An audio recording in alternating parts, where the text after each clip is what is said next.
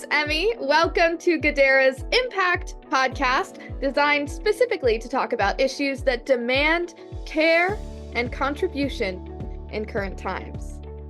We're on a mission to speak with nonprofits across the world to learn about how we can all play a better role in serving our planet. Today, we're meeting with Queens Community House to better understand how they are nurturing welfare and inspiring care with their work.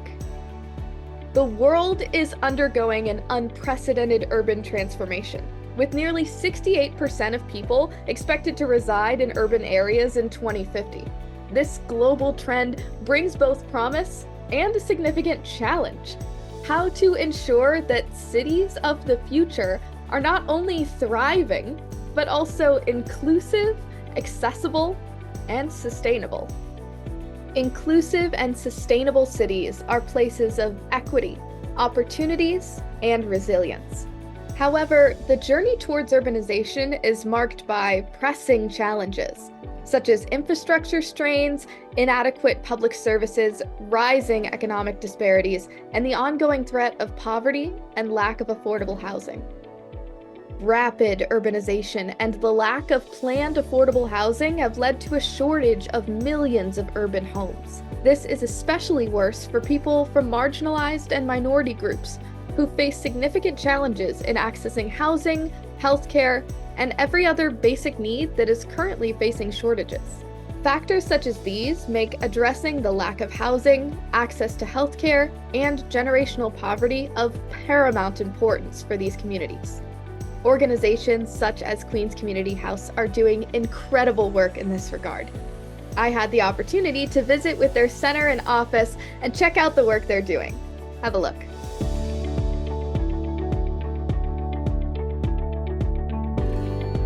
Queens Community House provides individuals and families with the tools to enrich their lives and build healthy, inclusive communities. They are committed to a holistic approach that deals with immediate needs, as well as the barriers that may impede personal, family, and community stability. QCH has been involved in specific campaigns for community change, including work on immigrant rights, affordable housing, financial justice, and access to parks and open spaces. We have with us today Takia Weeks, Associate Executive Director at Queens Community House, and Pat Pinchot, the Center Director at their Community Center, who will also share more with us. So hello, how are you doing today? Hi, everybody. Hello. Doing well. Yes, thank you for having us. We're having this cold snap in New York, but you seem to be doing great work regardless. Trying not to freeze, but we're managing. Yes, try to stay warm. I think everyone's just decided we're ignoring the cold. I haven't seen anyone outside in anything heavier than a hoodie, even though it's definitely cold enough to snow. So I wanted to jump right in with these questions. So the first one is, how did Queens Community House come to life, and what is your mission? This is a super huge question, so feel free to take turns. Sure. So Queens Community House originally came to life because there was a community dispute that actually involved public housing in the Forest Hills neighborhood. And this was circa 1976. So as a result, community members actually got involved and advocated for themselves. And that led to a compromise and the creation of an organization that was born out of the solution, the compromise solution. And so that organization was Queens Community House. Through it, we serve, the Forest Hills as well as surrounding Queens neighborhoods and really provide services to a diverse community. And we're really proud of that. We take the mission to heart and really and truly try to embody the mission in all of the programs under our umbrella. That's wonderful. So there was conflict, and then out of that rose this community effort, not to kind of tear each other down, but to build each other up. How have you experienced that in your work at the Community House, that community and bringing people together has been a solution for conflict resolution? We look at everything from a strength-based perspective, always looking to come up with solutions and support people in regards to that. So bringing people together and convening them and figuring out ways that we can move forward and advance and grow together. It's human services work, social services work, and we're right here in the middle of it all. That's wonderful. Coming up with a plan and then all going there together. So Correct. what kind of communities do you serve and what kind of like programs are you running? I got Yes. an awesome chance to get to see some of it yesterday, so I'd love to hear you share Yes. about it. Thank you. Thank you so much for asking that. Well, the communities we serve are primarily low income, immigrant, also children of immigrant families. Our program model seeks to make connections across race, ethnicity, but also class. So many of our activities bring together neighbors from all different backgrounds. So there's diversity present. And as it's been well documented and recognized, Queens is the most diverse place on earth. Right. At Palmanock Houses, at Palmanock Community Center, we have low to middle income families. They reside in New York City public housing community. And so we provide a variety of different programs from after school to our senior center. So from young all the way up to older adults and in between. Teen program for our teens, youth build construction program, family support program for the whole family, and just really trying to move forward in our mission of holistic approach, meeting people where they're at and supporting them with their needs. That is a wonderful mission. And especially yesterday when we were walking around, I mean, everyone who we ran into and said, "Hey, can we talk for a second?" was so excited to talk about the program they got into and the program they're Indeed. working with now. And I was so struck by the fact that there were so many people who you saw coming to programs to participate, and then you put them into positions of leadership in other programs to help other people. And there's so much intersectionality. Do you want to speak at all about how you use all of the people who are coming to get these services and allow them the space to give back to their community in Queens Community House? Sure, sure. So what we do is really make a range of services available to the entire family.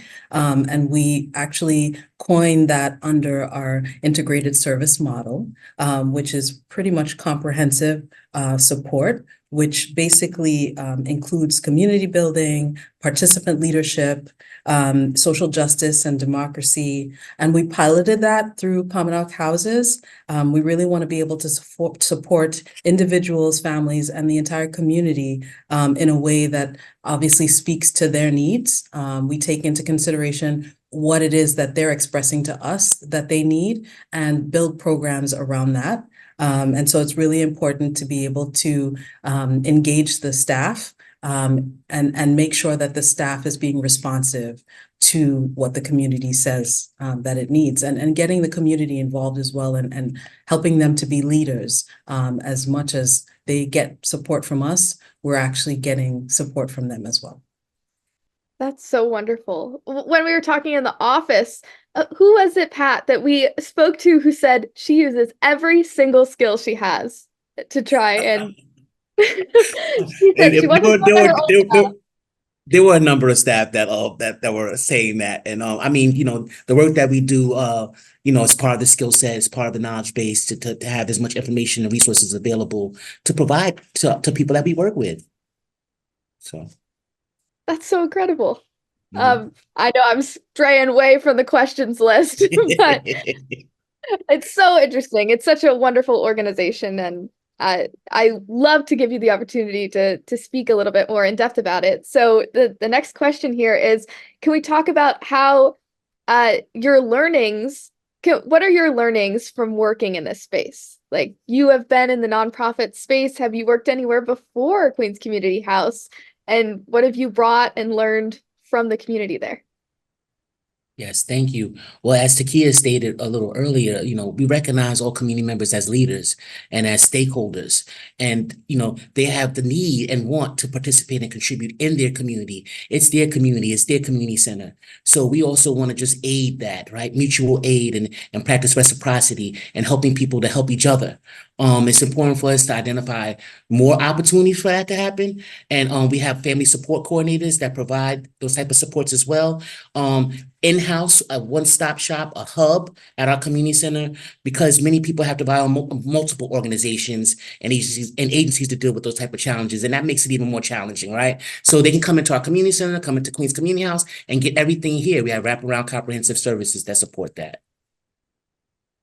I would just add to that by saying, like Pat, I've worked in other nonprofits before coming to Queens Community House.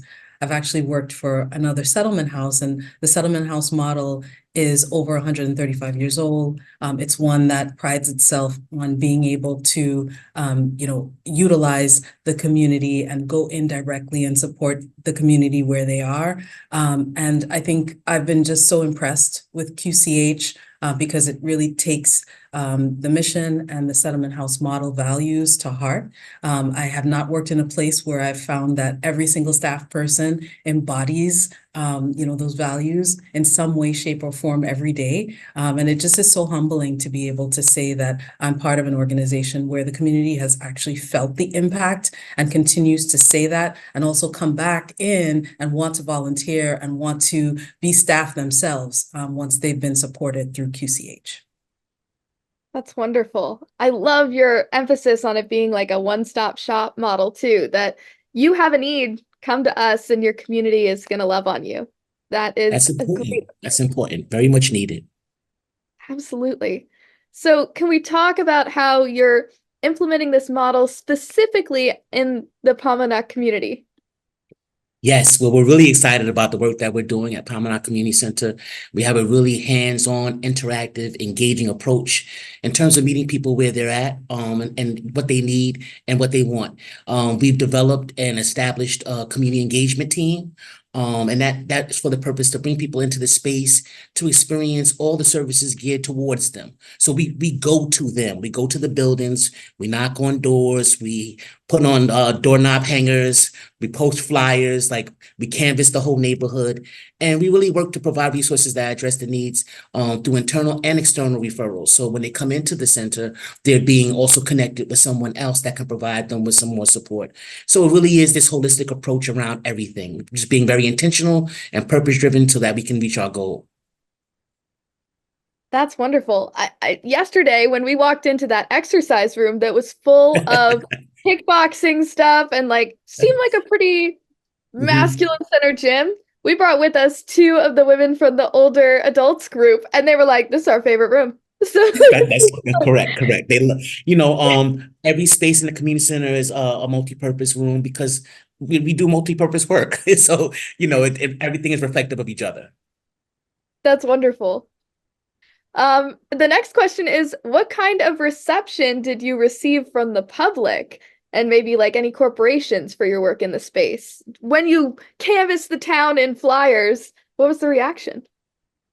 That's a great question. Overall, QCH has been really well regarded. I think besides having the history of being a settlement house, but also being one of the solutions to the conflict that I mentioned in the 70s, I think people's takeaway of what they experienced through us has been overwhelmingly positive. Folks get to see firsthand what our impact is in the community. And I think that has certainly helped us to gain a reputation for providing quality service in general. And I think, corporate entities, other partner nonprofits, communities themselves have felt that we have done a really good job of providing the services that we make available. And I think we are looking to continue to build our capacity and expand those services. And I think, corporate entities want to be a part of that. So we have gotten folks who become funders. We have had folks who want to be a part of our board. We've also had people who want to volunteer, who want to actually lend a hand in their free time. So I think it's been a multi-pronged effect. And I do hope that as we move forward, people will see the work that we do and want to be involved in one of those ways or other ways. That's wonderful. So the message that keeps repeating itself is there's a place for everyone here, and that everyone has something they can do. Finding that purpose. Yes. Have you found that to be impactful in the community, giving people a sense of purpose? Absolutely, absolutely. Again, like we see all the time, like, the community center is so important to people. They come in and they have a chance to meet with their neighbor that maybe they didn't see, connect with someone that they have had an opportunity to, um, you know, build more relationships and work with each other. And, so it's community in every sense of the word. And to add to that, there's also advocacy. So we're helping people to have a voice. People who are members of the community often don't know the power that is theirs. And we want to make sure that they have a platform to be able to express what it is that they need. And QCH has been able to really amplify their voices, and let them know that they too have a stake in making change in their community. And so, as part of advocacy groups, on our own, we've also tackled, real issues that may have political implications, because we understand that it's not just changing people's lives on a daily basis, but long term. And so we know that that means action has to then kind of be propelled forward past Queens Community House, and on a broader level. And so we do want to make sure that we engage residents of Queens in that type of action as well. Political activism and inspirational activism. That's wonderful. Yes. With regard to other nonprofits in the space, not everyone who works in a nonprofit can say that they are proud every day to go to work because of all of their employees and coworkers being so fully encompassed with the mission of having this impact that you can see in the community. By all accounts, you're a very successful community effort. So do you have any advice that you can give to other nonprofits trying to better their community centers? That's a great question. I think from our perspective, we always want to remind other organizations that they need to be responsive to their community. So always kind of listening, getting a sense from participants what it is they should be focusing resources on. And so it's not just about coming into a community and saying, we think people need this.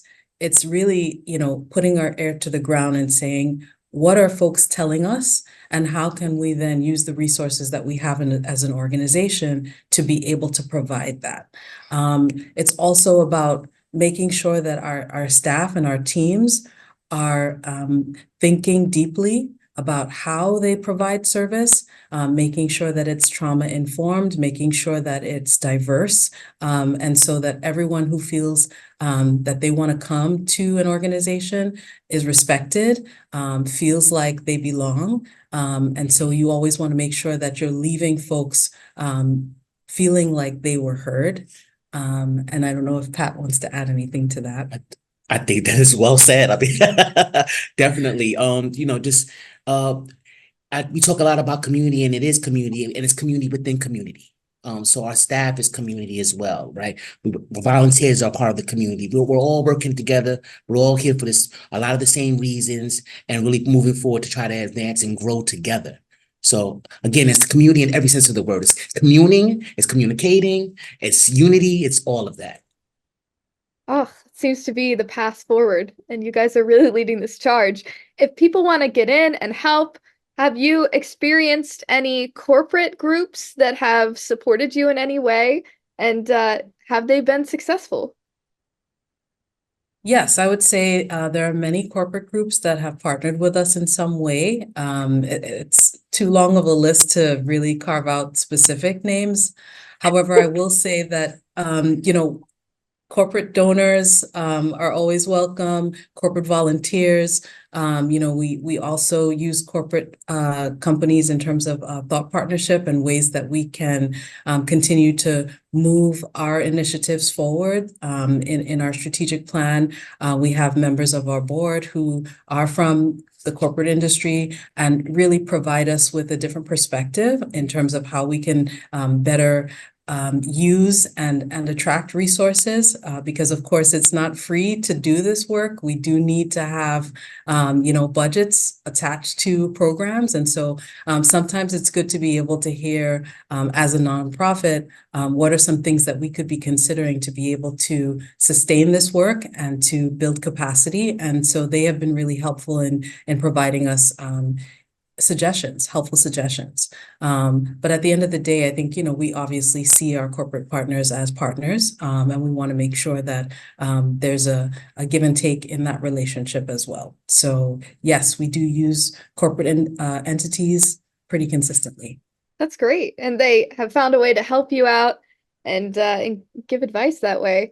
If people who maybe aren't whole corporations, but individual people are looking to volunteer, how important is employee and community engagement in this space? When you bring volunteers in from the community, are they an integral part of the services you offer? Are they there to, sign off and say, I'm a good person today? What do you experience about volunteers in the space?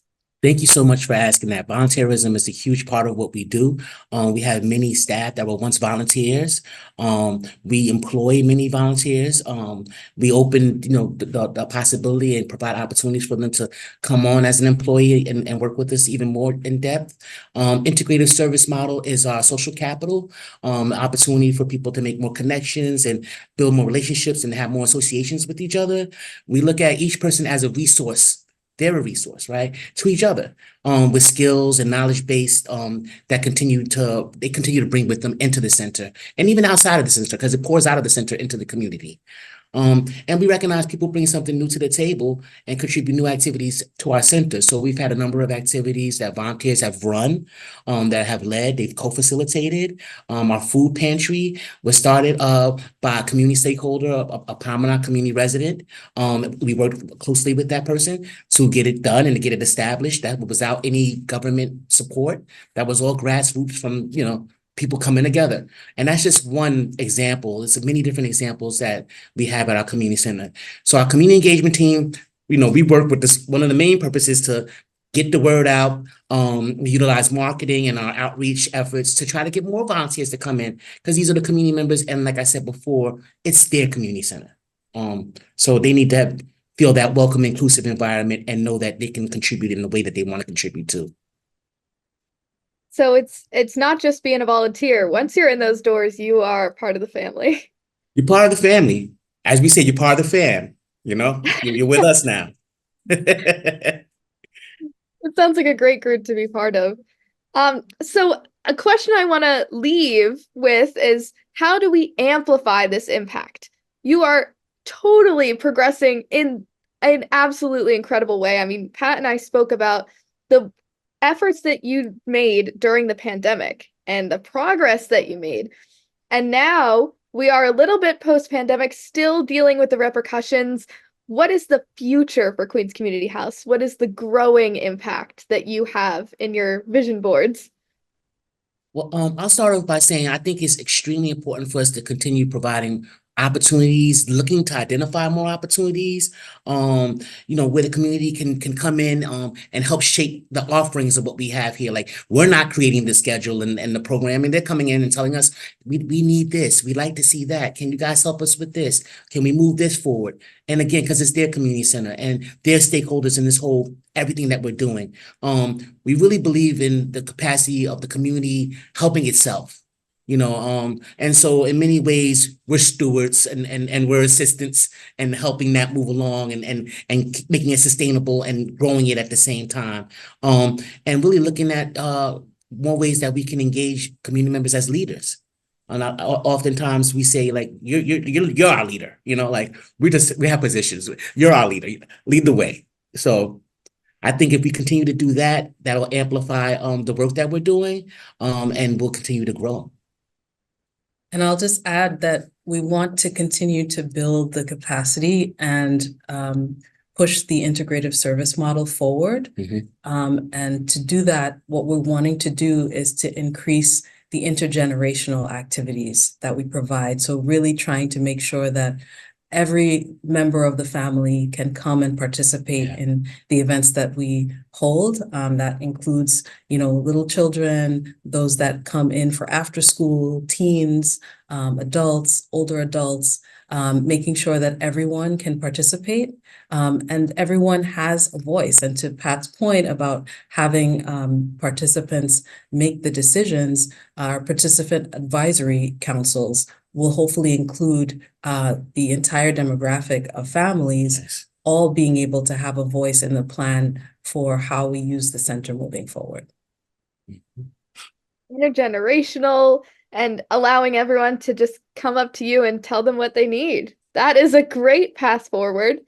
Even an example, when we were taking our tour yesterday, we got to spoke to an older person who was saying how she is teaching these classes to these young kids who need to learn about mental health. And she was so proud of this class that she got to teach, and I'm sure she had quite an impact on those students. So she has. Yep. Definitely. Thank you so much. I want to give you guys a little bit of time. If you have a specific story that stands out about something that you've experienced at the center that really just kind of took you as, this is why we do this. Oh, there's so many. Okay. I'll try I to narrow knew it that would down. be your answer. No, it's okay. I try to narrow it down in my head. Okay, we have an event called our Community Craft Fair. And that was something that was brought forth by community members to our Director of Community Engagement. This happened, during the pandemic, and we've continued to grow it. Really, what it is giving community members an opportunity to showcase their skills. Some of them will have their own businesses that they're working on building, and so it may be a craft, it may be cooking food, it could be a variety of different things. But it's been great to see how many people come out to that event, and also for them to be more inspired and more encouraged to really move forward with their own aspirations and goals and what they want to do in their own lives. So again, it's like, providing the space, an opportunity. How can we help? How can we be involved, and how can we help you move forward in what you would like to do? And we're seeing that continue to grow. There's been conversations about making it a full-fledged street fair and doing a variety of different things with it now. And it all started from 5 to 10 tables, and people coming out and showcasing what they do. So this is the power of community, and it's the power of us being involved and connected, and working with the community and having the community a part of what we're doing. And can I just add in closing, that in your first question, I neglected to actually say what our mission is. And so I'm going to read that now to close this and say that the mission of Queens Community House is to provide individuals and families with the tools to enrich their lives and build healthy, inclusive communities. And that's what we try to do every day. Absolutely. So thank you for this opportunity. Absolutely. Thank you. For going forward, I wanted to know, can you give us one tip of how we can amplify impact in this space? So if we're going into our own communities, what is a tip from Queens Community House that we can incorporate into our own communities? Sure. Okay. I think, first off, thank you, your wonderful team. Thank you for the work that you're all doing and the work that you've all done. And I would like to say, keep doing this. Keep promoting and helping to raise the awareness of organizations like Queens Community House that is doing this work. The more people that know about us, the more people that can connect with us and get involved with us, it helps move our mission forward, and it helps the overall mission of really working with people and providing opportunities for them to be successful in their lives. So keep doing what you're doing.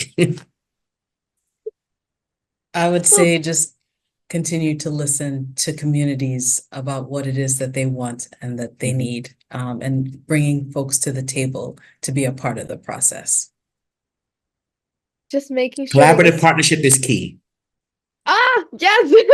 Bringing people to the table, making sure they feel welcome there. Yes. Well, thank you so much for your time today, both of you. And if you enjoyed this process, we'd love it if you would shout out maybe 3 or 4 other nonprofits that you want to challenge to get heightened in this way as well. Wow. Okay. I would shout out the entire settlement house model. We have Yes. so many across the city. We're actually united under an organization called United Neighborhood Houses. Yes, yes. And that hopefully helps us to be able to share with each other best practice and get a sense of what else is going on in other parts of the city. So I would certainly reach out to UNH to get other settlement houses spotlighted as well. I second that. I think United Neighborhood Houses is our umbrella organization with so many different community-based organizations that are doing this work. So definitely maybe starting there. Well, thank you both so much for your time today and for showing me around your wonderful facility. Your programs Thank are you. inspirational, and I hope I get to spend lots more time there soon. Thank you so much, and we really appreciated that plant that you gave us. So thank you so much for that. That's got a great space. We already decorated it, put it in a nice I area. forgot. So thank you. Hyacinths for spring. Yes, thank you. Thank you. Lovely to talk to you. Same. Likewise. Take care, Emmy. Thank you for joining us for this Impact Podcast episode. I've been Emmy. We were so grateful to be able to speak with Queens Community House, and we hope you were able to gain a deeper understanding of the subject and hopefully are now motivated to volunteer for the cause. We'll be speaking to more nonprofits that are doing incredible work and solving a variety of societal and environmental challenges. Stay tuned and subscribe to our channel to catch the next episode.